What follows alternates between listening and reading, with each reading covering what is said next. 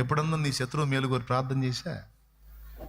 అయ్యా నన్ను గదిలించిన వాళ్ళు ఊరకపోకూడదు ప్రభువా, నువ్వు గొప్ప దేవుడు, రోషం గల్ల దేవుడు నాయనా, నన్నన్న మాటలన్నీ నువ్వు విన్నావు ప్రభువా, తీర్పు తీర్చకపోతే నాయన బాగుండదు ప్రభువా, నా ఉసురు తగల.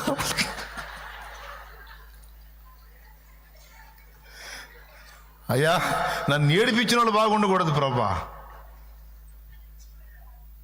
అవునా? నిన్ను ఇబ్బంది పెట్టిన వాళ్ళకి ఏమైనా అయిందనుకో, ఫస్ట్ వచ్చే డైలాగ్ ఏం తెలుసా? అయ్యిద్ది, ఇంకా అయ్యిద్ది. మరి నా జోలికి వస్తే అంతే, ఇంకా పోతారు. మరి నన్ను గల్లించకూడదు, నేను దేవుని బిడ్డని. వాయమ్మో వాయమ్మో,